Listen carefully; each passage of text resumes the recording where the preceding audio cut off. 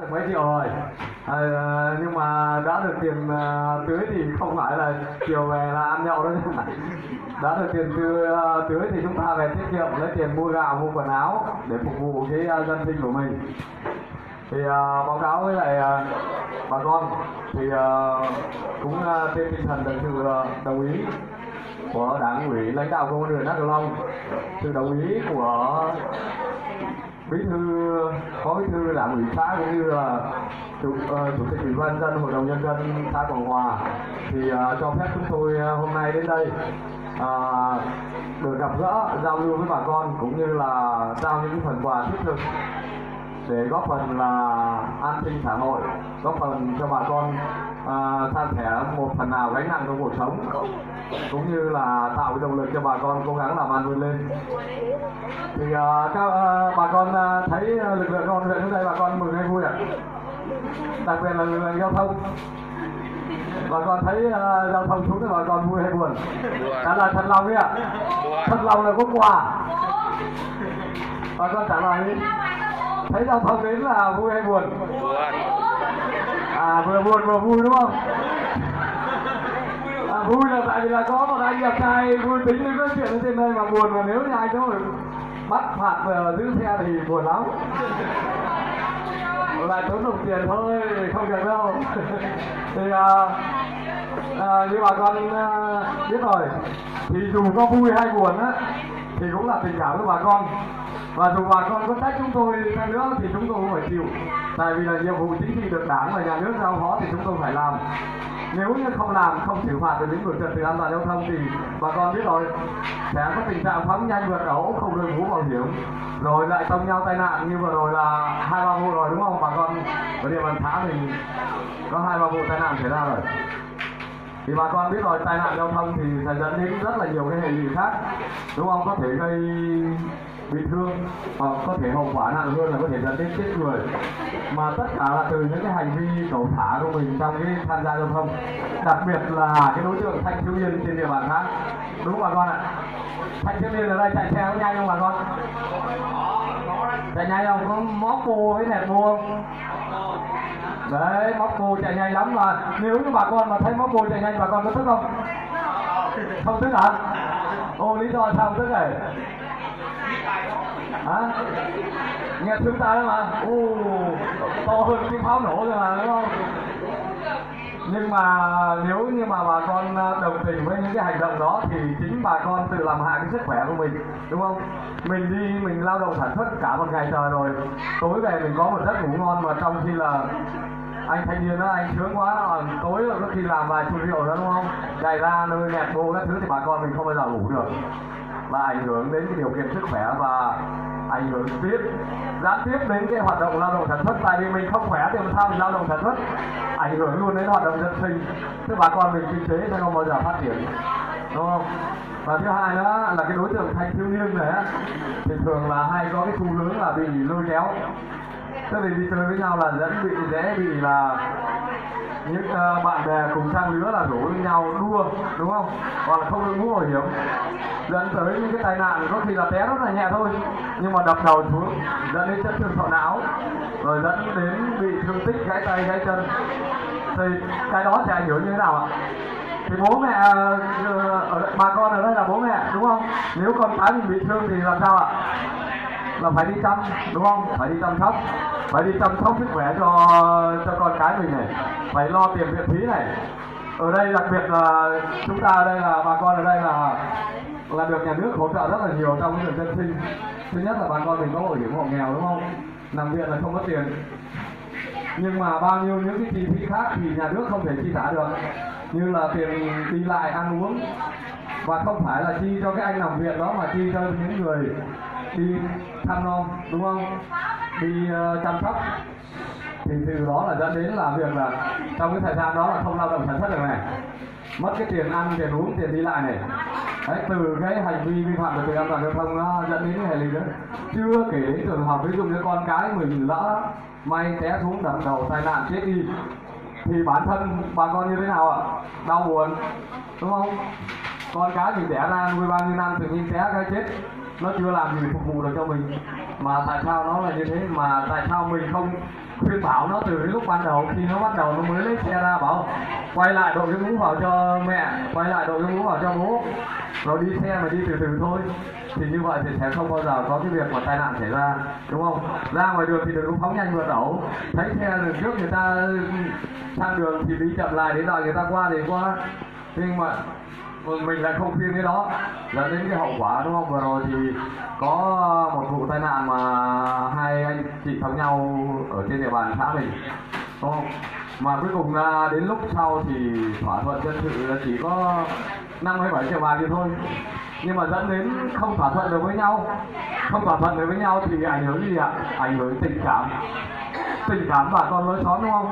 Bà con ở đây thì đa số tôi cũng biết, nghe giọng tôi thì bà con biết là tôi cũng từ ngoài Bắc vào, đúng không? Bà con ở đây cũng đa số là di cư từ ngoài Bắc vào, đa số mình ở đây là người đồng bào dân tộc Mông, Dao, Tày, Nùng, kiểu từ cái khó khăn từ miền xa xôi ở phía Bắc chúng ta tập trung vào đây lao động sản xuất, thì chúng ta đã cố kết với nhau thành một cộng đồng dân cư rồi, mà vì cái tai nạn giao thông tự nhiên dẫn đến xa nhau, cạch mặt nhau, vì không bồi thường thỏa đáng, thế là dẫn đến xa nhau, đúng không ạ? Đúng không? Bà con mình nhiều người ở đây gọi là chia tay nhau là vì va chạm mà bên này không đầy đủ bên kia rồi, đúng không? Thì bà con biết là cái hệ lụy của tai nạn và va chạm giao thông là nó như thế. Một cái góc độ nữa mà lúc nãy tôi hỏi bà con đó là bà con thấy chúng tôi đến là vui là buồn đấy. Thì đa số là nếu ai đi bắt xe là chắc chắn là buồn, và thậm chí là ghét cảnh sát giao thông, đúng không? Ghét không ạ? Ghét. Trời ơi, bà con trả lời không ghét là dối lòng. Tôi biết là ghét, nhưng mà ghét cũng phải chịu, đúng không? Tại bà con sai mà, chứ đâu phải là tôi bắt bà con tôi phạt không đúng đâu, đúng không? Bà con mình chấp hành thì làm sao tôi bắt bà con vào đóng phạt được. Nên bà con ghét tôi đó là chẳng qua là bà con tức nhất thời thôi, chứ bà con chưa nghĩ được cái việc mà anh phạt như thế để tránh cái việc ví dụ như phạt không đội mũ bảo hiểm để tránh cái việc va chạm xảy ra, đúng không? Tránh cái việc té xuống té đập đầu, thì bà con biết được là cái việc vi phạm của mình là chỉ biết là ông này ông bắt phạt tôi phải đóng tiền phạt, tôi tức lắm, tôi ghét ông này lắm, nhưng mà đâu có biết là mình vi phạm rồi đâu. Nên mà bà con mình phải hiểu cái nhiệm vụ chính trị đảng và nhà nước giao cho chúng tôi là đảm bảo trật tự an toàn giao thông, thì chúng tôi buộc trong đó là phải đẩy mạnh các hoạt động tuần tra kiểm soát để xử lý các trường hợp vi phạm, để nhằm mục đích gì ạ? Phòng tránh tai nạn và va chạm xảy ra. Mà phòng tránh tai nạn va chạm xảy ra là để được cho ai ạ? Để được cho chính bà con, những người cùng lưu thông, đúng không? Chứ không phải là tôi không bắt cái anh chạy nhanh vượt ẩu, cái anh chạy anh tông bà con thì sao, đúng không? Anh cứ không đội mũ bảo hiểm, anh móc mù anh nẹt ra thì buổi tối bà con không ngủ được thì bà con lại phản ánh với chúng tôi. Mà đặc biệt xã Công Hòa thì một năm chúng tôi chỉ đến được có ít lần thôi, thì cũng mong là bà con mình tự ý thức về pháp luật. Tôi mà nói điều phản điểm nghị định ra thì bà con chắc chắn cũng không nhớ đâu, và cũng không cần phải nhớ đấy, nhưng mà chỉ biết rằng là phương tiện thông tin đại chúng hiện tại thì có rất là nhiều kênh thông tin để bà con tiếp cận đến các hoạt động về trật tự an toàn giao thông.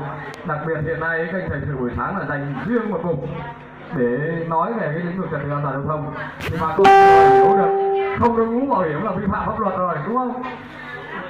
Không có bằng lái chạy xe là vi phạm pháp luật rồi, đúng không? Phóng nhanh vượt ẩu là vi phạm pháp luật rồi, và những cái hành vi đó là có thể dẫn đến tai nạn và va chạm giao thông rồi. Nên mà nếu mà tôi nói đến bà con bảo là không đội mũ bảo hiểm thì phạt 150.000 thì cái đấy bà con biết rồi, đúng không? Không bằng lái thì phạt 1 triệu thì bà con cũng biết rồi, thì có nhiều người phạt thì bà con hỏi qua thì bà con biết rồi. Nhưng mà cái cốt yếu là mình biết nhưng mà mình vẫn không chấp hành, đúng không? Nãy giờ tôi hỏi bà con ở đây là có ai đến đây đi xe mà không đội mũ bảo hiểm không? Có không ạ? Có, thấy chưa? Không, nhưng mà nói có là thật lòng. Nhưng mà tôi mong rằng từ lần sau xuống á, cảnh sát giao thông xuống đây không bắt được một ai cơ, đúng không? Thì bà con mình chấp hành tốt rồi. Bọn tôi cũng chẳng mong xuống dưới đây bắt phạt nhiều bà con làm gì. Bắt phạt nhiều thì đóng phạt không sao, bạc nhà nước thì đóng gì cho chúng tôi, đúng không?